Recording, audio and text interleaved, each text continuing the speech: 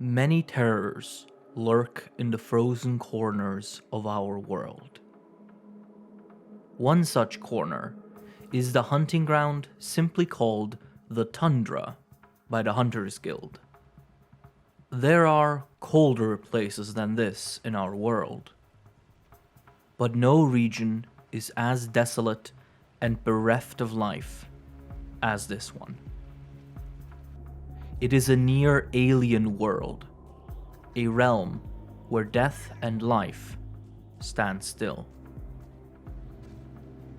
And yet, some still inhabit this wasteland.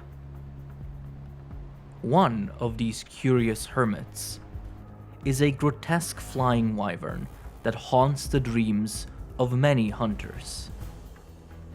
The venomous mystery wyvern, Gigginox. Indeed, of the many creatures that snowbound hunters must face, few leave as strong of an impression as the Gigginox. Despite sharing its rough shape with other flying wyvern, its appearance remains bizarre. Covered in a moist white hide with a striking red underbelly, possessing thick front arms with leathery wings, and having no visible eyes on its thin head, this highly venomous monster is more reminiscent of a leech than a wyvern. Due to these and other factors, the guild's evolutionary tree diagram of known monsters places the Gigginox as a close relative of the Kezu, another disturbing wyvern indeed. However, unlike the Kezu, the Gigginox walks on all fours, using its wing arms as additional walking limbs. This makes its gait and stance closer to that of flying wyverns such as the Tigrex. A closer look at this wyvern's body reveals an escalating list of mysterious physiological adaptations. The first of these notable features is the Gigginox's hide, which is constantly expulsing liquid from its pores. The dermal substance of a Gigginox is highly adhesive and is believed to aid in its ability to cling to walls and ceilings. It has additionally been credited with allowing the Gigginox a more sophisticated degree of control over its body temperature, although the precise mechanism behind this is still poorly understood. This liquid also changes the properties of the hide itself over time, and the skin of older Gigginox, called a Gigginox Piel, has been noted to have the odd property of completely dissolving the odors and smells of whatever it comes into contact with. Another characteristic of Gigginox is that the hide on its underside is covered in small hairs, suspected to additionally aid in sticking to walls. Perhaps the most infamous trait of the Gigginox's skin is its ability to change color. When the wyvern is agitated or excited, the skin will switch from its usual pale color to a much darker one, becoming nearly black. This color change also hardens the skin. On a biochemical level, the color change appears to be triggered by the Gigginox's anger stimulating the production of its signature venom, which suddenly becomes so concentrated and plentiful that its accumulation creates this dark color. Curiously, if a piece of the skin of a Gigginox is removed while in this darkened state, it will retain the dark color indefinitely. Besides the hide, another infamous trait of the Gigginox species is their bizarre heads, which have evolved to look nearly identical to their tails, as a way to confuse potential enemies. Upon close inspection, the head of a Gigginox can be distinguished by the presence of the mouth, which is an initially small orifice that can expand into a massive circular maw lined with small needle-shaped teeth, which are used to gradually grind down food. Aside from this, the head is largely featureless, as Gigginox have no eyes. They are believed to have degraded over time as an adaptation to the darkness of their caves, where eyesight is entirely useless. Instead, Gigginox have been found to sense the surroundings via heat signatures, using a specialized organ to perceive temperature differences and use them to locate prey. On the top of the head, one finds the Gigginox's most peculiar trait: a pair of purple bulbous sacs, which grow not only on the head, but also on the abdomen and tail. These are the wyvern's infamous venom glands. Using a complex capillary system that permeates the entire body, these organs take a portion of the Gigginox's blood and convert it into a deadly venom, which can then be funneled to the head or tail to be spat out, or to the abdomen to be released as a fine mist. This venom breaks down prey while it's still alive, serving as the first stage of the Gigginox's digestion process. It has been observed that the venom production of the Gigginox is extremely active, generating copious amounts of the substance at all times without pause. The potency of this venom is also variable, being much more deadly if produced in the bodies of older Gigginox. The venom glands themselves are also noteworthy due to their purple glow, which is especially observable in dark caves. This property is believed to be the result of bioluminescent chemical reactions that occur when venom concentrations reach a certain threshold. It has also been proposed that the glow might serve as a threat display. Curiously, the venom glands of a Gigginox will continue to wriggle long after they have been removed from the creature's body. A peculiar property of the Gigginox's body is that it produces Piel extract, which it has in common with the Kezu species. Why this is has not been determined yet, but considering that Piel extract is known to enhance medicinal properties, it is possible that this substance contributes to the wyvern's immune system. Using its many adaptations, the Gigginox faces the harsh frostlands. They are generally solitary monsters, spending much of their time resting on cave walls and ceilings. While the presence of an adult Gigginox usually deters other individuals, there have been cases of two adults sharing a territory, implying that there is some degree of tolerance based on unknown conditions. Younger adolescent individuals seem to be more accepting of their peers than adults, and have even been observed gathering in small groups, forming colonies of cocoons using a specialized mucus where they can keep each other warm during the harshest seasons.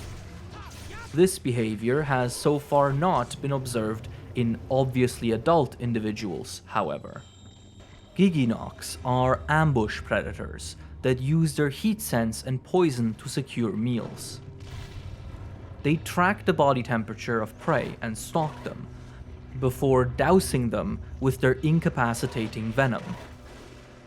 Envenomated prey is usually not eaten on the spot, but instead dragged back into the wyvern's cave while the venom does its job. In the Gigginox's lair, its kills are stuck to the walls and left to freeze solid, which allows for long-term storage. This behavior is believed to ensure that the wyvern does not go hungry even if prey populations decline during the worst months of the year. It might also be a way to prevent food from rotting while the wyvern rests. It also serves an entirely different purpose, however.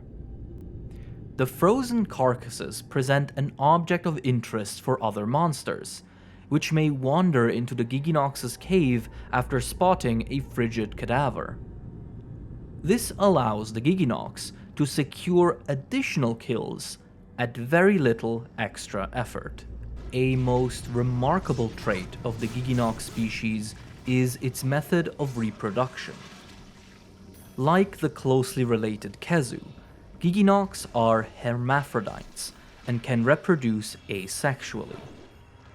They are infamously fertile, capable of producing hundreds of offspring in a single day during their peak.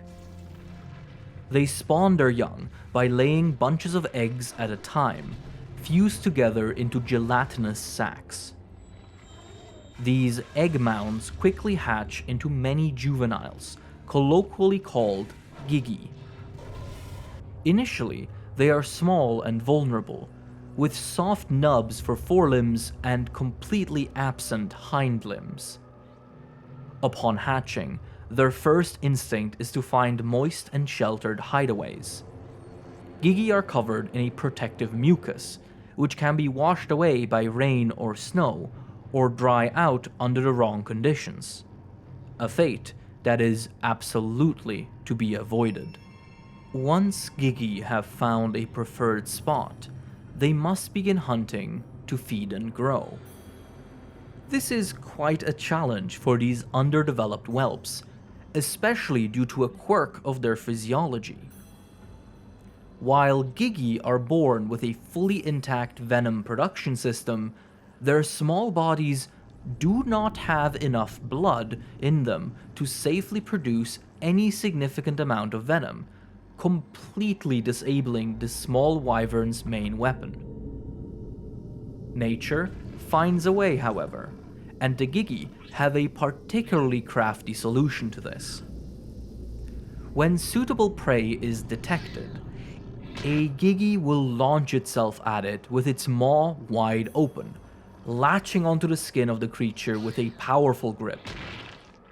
Then it will begin sucking blood, funneling it not into its digestive tract, but into its venom glands.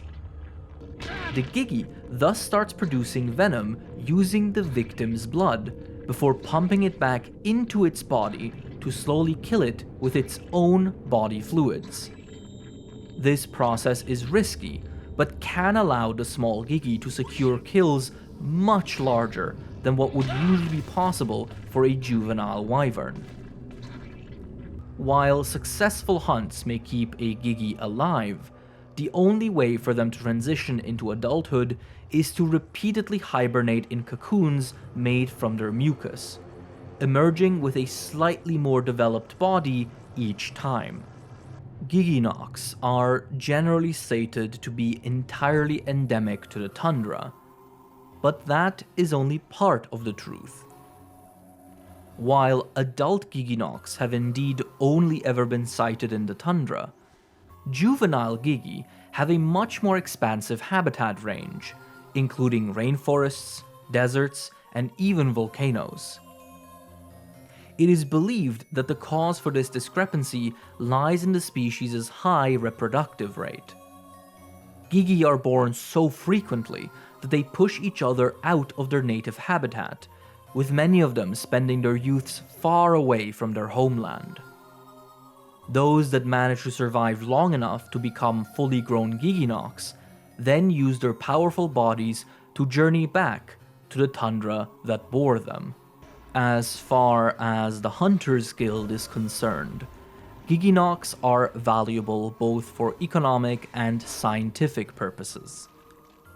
Different cuts of its skin are highly sought after by curiosity collectors, who will pay good money, especially for pieces of the hide that were removed while darkened. The difficulty of carving off that skin without damaging it makes these materials a rare commodity, and thus drives up prices even further. The claws of a Gigginox are also often sold at high prices, and they are believed to eventually land in the hands of various occult and religious groups that use these claws in various spiritual practices. On the research end, Gigginox venom is extremely valuable to the scientific community due to its unique composition. It remains a key ingredient in advanced antidote research. The species is also of significant interest and concern to the guild's ecological researchers due to the spread of the juvenile gigi.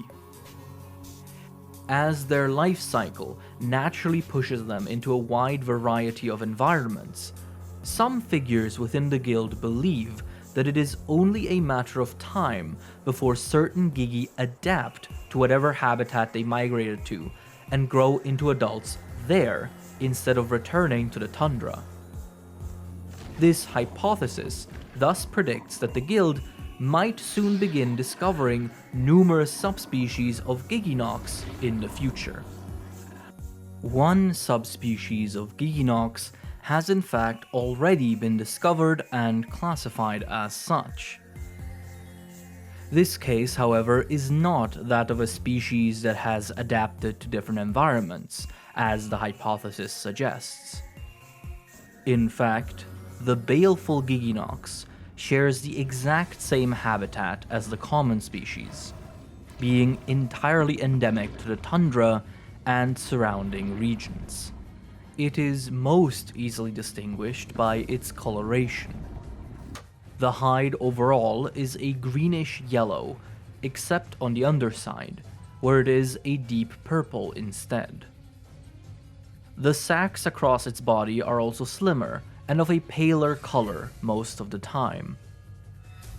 Just like in the common species, the sacs of a baleful Gigginox can also glow in the dark, producing a teal-colored luminance. Even the color the skin changes into when the wyvern is agitated is different. An enraged baleful Gigginox will turn a bright red. The differences between the common species and this subspecies are believed to be caused by a random mutation emerging for unknown reasons. Specifically, the venom glands are modified into a new kind of organ called capacitor organs. These features allow the baleful Gigginox to generate the electric thunder element, which can then be expelled in the form of charged gases and thunderballs. Consequently, baleful Gigginox produce no venom. As the color changeability of the common species is believed to be linked to venom production, it is unclear how it functions in the baleful Gigginox, with some early hypotheses pondering the possibility of electromagnetic interactions in the skin cells. The presence of electricity in the body seems to have altered various parts of the wyvern's physiology. The claws appear to be especially affected, as electric arcs are frequently seen jolting across them. The hide is also modified to a lesser degree, being noted as being more elastic than that of the common species. Despite their mutated bodies, baleful Gigginox hunt more or less the same as the common species. They track prey and then incapacitate it, using the paralytic properties of their electric gas instead of venom. Curiously, no juveniles of this subspecies have ever been sighted. Baleful Gigginox are exceptionally rare. Thus, accumulation of knowledge pertaining to this elusive subspecies is quite slow. The Hunters Guild has, however, already discovered a few aspects of this wyvern that could become quite relevant in the future. Most notably, its various body parts and their ability to withstand, store, and even generate electricity are of great interest to scientific and engineering communities. The claws are believed to be usable as an energy source, while the capacitor organs can be used to create more powerful shock traps for use by monster hunters.